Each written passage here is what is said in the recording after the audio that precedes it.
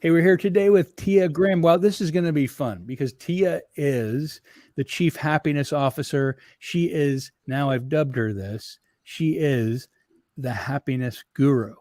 We have the happiness guru, Tia Graham, with us today. Talk about her book, The Happy Leader, which is out on Amazon. You can check it out. And she's going to talk to us all about happiness and how we can become more happy, the importance of happiness at work. Tia, welcome to the Newsweek Leader Show. Thank you. I'm very excited to be here with you. Well, I was very excited about this in particular because I wanted to know the effects of happiness at work and being a happy leader, and what it takes, not just to perhaps get in the role of happy, right? But also what leaders need to do to shift to that mindset. Tell me more. Yes. So for a very long time, work and still a lot of places are like this. You don't necessarily think of work and happiness. You might think of happiness more when you're on vacation in Florida, where you live, or on the weekends. But there is a huge shift happening where work and happiness are coming together. And so for leaders, what this means is really taking your own well-being and happiness seriously, both while you're working and in your personal life. And what is incredible is that all of the research coming from neuroscience, as well as positive psychology, organizational psychology, etc., we now know what makes us happy and what can help us to increase our well-being. And so it's, the first step is you have to start with you and take care of yourself, whether it be your physical health, your relationships, your emotional well-being, your intellectual well-being, learning and growing, and so on. And there's all of this research that supports it. And then it's about bringing that energy, and it's not about being positive all the time. No one is, and even happy leaders are not, but it's about being more positive than negative or pessimistic at work, right? It's about creating positive work climates. And there's so much that leaders can do to create a positive ripple effect to their employees and to their teams. Let's go there, right? What they can do. That's because a lot of people want to know that. What can I do? And the other thing I believe, I know is important to people is you had a bad day. You've gone to the shopping place, market, and people are angry, upset at you. You didn't take the stop sign right. People are beeping at you, right? Or there's someone rude to you, perhaps in customer service somewhere, and if things are just a terrible day. How do you shift? How do you shift? And we know it's important to. How do you do it? Yeah. So, right. Something could happen in the morning with your spouse, your kids, like you said, when you're driving to work and you all of a sudden are in a negative headspace that you're about to go be, leading a team. So the first step is to recognize that you're in that headspace, of being present. That's why having a mindfulness practice is so important, to notice, okay, I'm feeling really angry and frustrated right now, and to just honor that feeling. And then it's really about choice. So much of my messaging is about choosing, how do you want to show up and how do you want to be as a leader? And if you haven't left the house yet, because a lot of people ask me, I wake up and I'm just in a bad mood. What do? I haven't even started work and I haven't even started my day. There's a lot of quick activities you can do. So one could be, a 5 or 10 minute meditation. You can do sometimes I just do a 7-minute workout. I'm also a busy, like we said, young kids and working. Very, very quick exercise. I tell leaders to get outside in the morning, just walk outside, even if it's for a few minutes, and, get that fresh air on your face. And then we are, what's the right word? There is information and content coming at us because of our smartphones, because of just 24/7 news. So I teach leaders to be very cognizant and intentional about the content they're consuming. So on your way to work, you could listen to news the whole way, or you might choose to listen to a uplifting, inspirational podcast about, what an incredible business leader is doing. You might choose to read a little, a chapter of a book, listen to music, etc. So to be very intentional about the content that you're consuming as well. Do you mean read while you're driving? No, audio. Okay, of course, you can listen to Be a Happy Leader. It's another person driving. So So yeah, I do that sometimes. It's hard to see in Yes. front of Yes. you. So anyhow, yeah, that's my good humor for the day. I'm glad there's no audience because I really would wonder if this thing's on. So the thing is, you could also listen to music. There's musicology, right? Musicology is important. It's how we translate our into our emotions. Mhm. Our favorite music. Is that a part of it? Is musicology a part of this? Is Yeah, how we no, hear it? absolutely. Music is there's a lot of great research behind music, especially music that you like that can shift your mood. And one thing that I failed to mention, which is extremely important, is sleep. The majority of people today in Western cultures are sleep deprived, and we should be getting a minimum of 7 hours, more like 8 a night. And so even though you feel too busy, or you could just answer those few more emails, your brain operates very differently when you're feeling positive than if you're feeling negative. And so that's a lot of what I teach is the science that connects the happiness and your productivity, creativity, etc. I've had so many people say to me, they say, I haven't had enough sleep. And I say, you realize you haven't gone through the 4 stages. You have to go through them. The 4 stages of sleep, there's 4 of them. Mm-hmm. You have to have at least 2 or 3 of those a night. Isn't that right? The 7 hours or so means you need Yes. 3. So, Yes. And you need to make sure, if you don't get enough sleep, then you don't get that REM deep sleep, which is where you process your emotions from the day. So yeah, it's really, really valuable. yeah. And there's so much brain activity that happens in that third and fourth sleep level of REM that we don't realize that most of the day is being kind of washed, if you will. It's Yes. being properly compartmentalized in a way Yes. that we sometimes can't even do when we reflect with ourselves or others. Yeah, absolutely. And the neuroscientist that I studied with in the sleep module, it was very interesting. She said that humans overestimate their cognitive ability when they're sleep deprived. So we think that we're operating more successfully than we actually are. But when you get, tested and you're sleep deprived, you're actually not doing that well. So definitely sleep.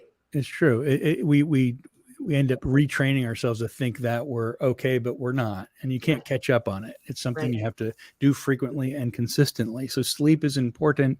Yes. Exercise, that whole idea about getting outside. People think we have to. A lot of people say, as long as I exercise inside, I'm fine. Now, Mhm. tell me more about the physiology around that. Why going outside is so important. Yes. So there is so much research on the benefits of nature. And I know a lot of your listeners live in big cities, and I've lived in big cities too, where it's not just outside your door. But whether you are going, the difference of going for a run on a treadmill versus going for a run outside is the benefits to your well-being of going outside are significantly higher. And especially when we have a lot of stress and we might be feeling overwhelmed, might be feeling burnt out, and just, feeling like there's too much to do. Taking 10 or 15 minutes and going outside, even if you're sitting to read a book, even if you're eating your lunch outside, or ideally if you can go for a walk, it instantly allows us to decompress and process, similar to sleep, actually.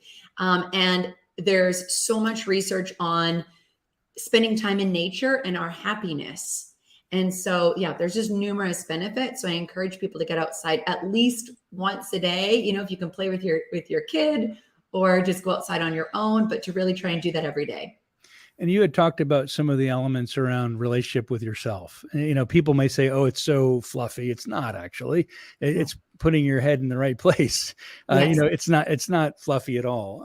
And so let's go there. So it's Yeah. the relationship with yourself, and a lot Yes. of it you said is meditation. Yeah. What is it? What would it be like? What would someone need to do? What does a meditation look like for oneself to become happy? Yeah.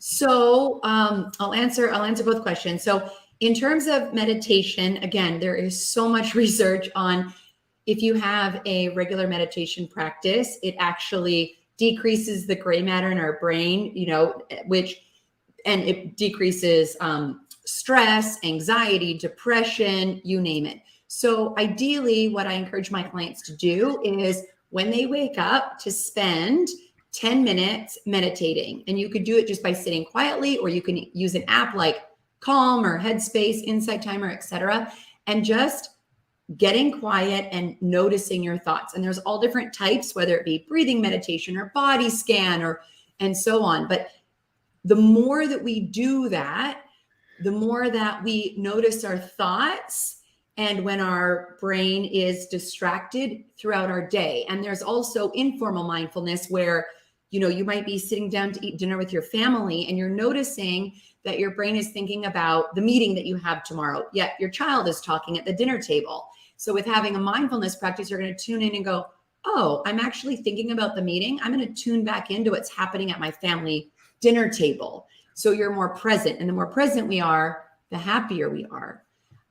So really, really valuable. And then the second part about having a healthy relationship with yourself. So the number one predictor of happiness, and there's a great Harvard study about this and many others, but the number one predictor of happiness is having healthy, connected relationships. So whether that be your spouse, friends and family, coworkers, but connected relationships are, cross culture, cross demographics, the number one predictor of happiness.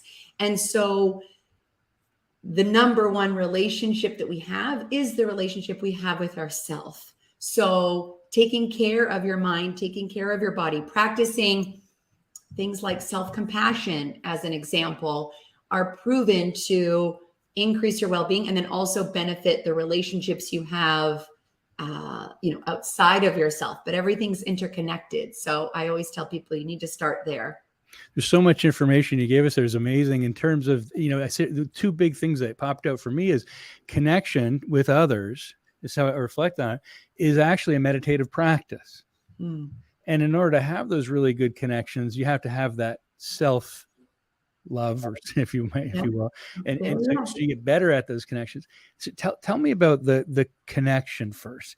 It actually helps our health to be mindful and present with others. Yes, absolutely. So I studied with Dr. Tal Ben-Shahar, who taught positive psychology at Harvard for many years before leaving. And I learned from him how pervasive our dualistic mindset is in the West, where, if we're having chronic lower back pain, we will go maybe see a chiropractor. And if we're feeling, you might do other things to try and go help your physical back. And if we are feeling really anxious or depressed, we might seek therapy. Yet, really everything is interconnected. Nothing is separate. And so when we are present in the question that you asked, when we're present with our friends and with our family, the physiology benefits too. You'll have more oxytocin, you'll have a decrease in cortisol, your heart will be healthier. And people who are optimistic and who have healthy relationships, the research shows that they're not only healthier, but they live longer as well. And so it's in our, I really think, in our modern life, with these all the time, with technology all the time, it is more difficult to be present and to just focus. But, I tell people, put your phones in another room. If you're doing that board game with your kid, or if you're having a meeting with one of your direct reports, don't have your email open. Just try and be there with that other human being so that you can be present, and then the relationship will be richer, whether it's personal or on your team. Because you're talking about self-compassion there too. Because if you truly have compassion for yourself and you truly respect yourself, you're going to respect your time. Yes. And your time with others, right? So it's absolutely. You have all these people texting you and taking up your time and kind of invading you, right? And what's the use? You can't give time to that social connection, the emotional connection that actually gives you all these wonderful chemicals after you've slept, taken a walk outside, meditated, to be able to enable yourself really to become happier. Yes, absolutely. And, of course, there's been this huge reset over the past 2.5 years, and people are looking at work differently and looking at what they want to do differently. And the number one strategy, philosophy that leaders need to have is relationships over results. Like if you are investing in relationships with people, truly getting to know them, investing in their professional growth, the results will follow, the numbers will follow. And so taking that time to really be present for people will definitely pay dividends, on the business side as well. And then, there is strategy, right? I mean, we could connect to the strategy. We're better able to connect to the strategy when we're happier, when we enable happiness inside our companies, and it's showtime, right? It's showtime. It's not really acceptable not to be ready. You have to always be ready. And, you have the meditation, yet you get on that stage, or you're in even a meeting, a Zoom meeting, or you're with someone. It's showtime. You're on. You're a leader. You have to keep this thing going. And yes, and you have to motivate and inspire people. There's a lot of options out there for people, and so over the phone, over text, over Zoom, Microsoft Teams, in person, the leaders' emotions are contagious, just like a virus. Actually, like coming out of the pandemic. How you feel, we have mirror neurons in our brain, and it's transferred person to person. And so people want to work for people that make them feel good. I teach people how to increase those positive emotions while they're working, because that's what drives productivity and creativity and engagement and loyalty, et cetera. Emotions are what drive behavior. And so I tell leaders, whether you like it or not, you're in charge of people's emotions at work in a lot of ways. Like, who's in charge here? It's you. You're in charge. You create this environment that, you want. If you want a really horrid environment, you can act that way. Yes. Ted, I don't know if you know Ted Lasso. Do you know Ted Lasso? Oh my gosh. Yes, of course. So I love Ted Lasso because he creates that wonderful environment, right? Huge fan. Yes. Everyone should watch that show. So what Ted has is he has Lasso, Tasso led.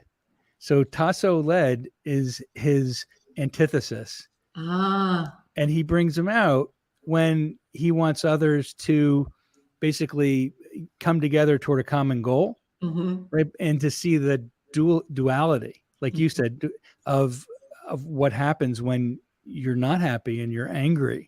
And you're yelling at people, and they recede and they get upset, right? And so it brings people together, yet they want that Ted back. They yearn for that Ted, and they see the difference between Ted Lasso and led Tasso. Yes. And so there's a tremendous amount of difference between those two, and Ted creates this awesome environment where people feel understood, and he's hyper honest about his positivity. No, there's so much, negative information if you're watching the news all the time, and it's such a feel good.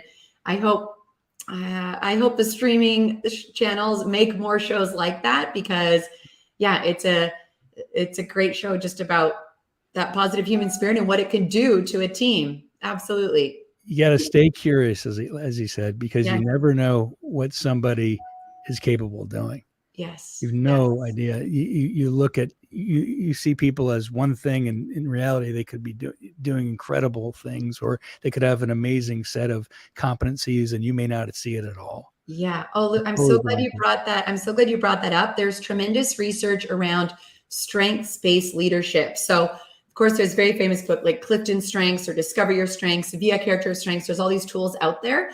But when people know their strengths at work, and when the leader knows everyone's strengths, and then everyone gets to use what they're really good at, I mean, the talk about the results just grow tremendously. So for anyone listening that doesn't know everyone's strengths, I would definitely do that right away. And to add to that, know your strengths and share them, because people may not know it unless you're playing darts with somebody, and you don't want that other person to know how good you are at darts, and then you share it only in the end when they know, when the bets are high, right? This is more about sharing who you are so you can succeed at work for yourself and others. Yes, absolutely. And I went over and studied in Denmark to become a chief happiness officer. And I specifically wanted to go to Scandinavia because they are significantly happier while working than people in North America. So I wanted to go over and go, okay, what are these CEOs doing? What's happening in Scandinavia? And it really showed me what's possible. 50% of Danes say that they're really happy while they're working. And, yes, there's cultural differences. It's a smaller country. There are differences in how the country's run, of course, but a lot of it is just the culture of work. And, a couple examples are they give a lot of autonomy. I always say fast track to unhappiness at work is micromanagement. There's a lot of autonomy. There's a lot of trust. And several of the CEOs said, when we're going to go make a big decision, we actually go to the front line. We go to the people. They don't really look at it as, bottom of the organization, but the people interacting with guests, that's who we go talk to whenever we're thinking of making a big change, as opposed to this, well, here's the change and it gets communicated down, which I thought was really, really cool. And they just try to have,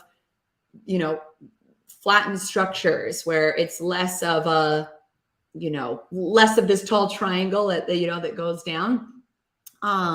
And they also really, really encourage time with friends and family after work. So, they're saying, it's very cold there for the most of you there. So, right, are you going to go ice skating? Are you going to go? And the leaders are doing that too, where it's not just on weekends you socialize. People are socializing on Monday, Tuesday, Wednesday after work too, which is another just great idea that I try to tell people.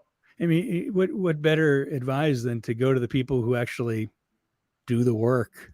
Who are you going to ask about and improve things? Go to the front lines. Yeah. How are you going to help people to see each other more? Find out when they go out. Yeah. All these incredible answers are within if we just ask the right questions. Yes, absolutely. Yeah, absolutely. And two, I think just the belief that while you're working, whether you're working from home or you're working in an office or you're working, in a hotel, wherever you're working, is that work can be a place where you are having or feeling joy, excitement, connectedness. You're having fun, there's amusement. And yes, there might be stress, there might be frustration, there might be anger sometimes when, someone does something, but just believing that work can be a really, really great environment where people can flourish. And that this one chief well-being officer said it really beautifully, is that when people are finished working, they feel as energized as they did when they started their day. Oh. They're not depleted and like giving their crumbs to their family or, to themselves, that they actually have a lot of energy at the end of the day too, which I thought was really a really great concept. What do they say about how that recursive effect happens, that effect toward the end? How does that happen? How do they, yeah. So people need to have breaks during the day. So if you're sitting in meetings, which, one of my friends is a VP of HR in New York City, and she showed me her meeting schedule. And I was like, and she's depleted at the end of the day because it's just meeting. So you need to have white space throughout the day. People need to be able to actually have a lunch break where you're not sitting and just eating in 5 minutes, where you actually stop to nourish your body, maybe go outside or, again, going back to that white space and breaks. There needs to be time where you are collaborating and working with people, but then there also needs to be time where you are working alone as well. I'm talking about knowledge workers, right? People that are in meetings. And the latest research shows that the hybrid work model is the most productive and where people are the happiest, where they have a few days in the office and then they have some days at home to be able to execute. And ideally there's at least one meetingless day.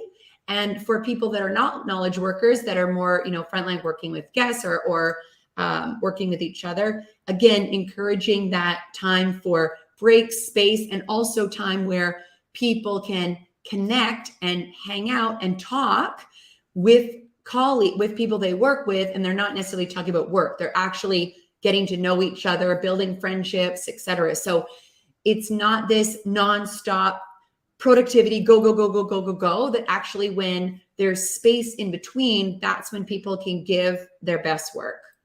I love it, Tia. Tia Graham, the world's #1 happiness guru.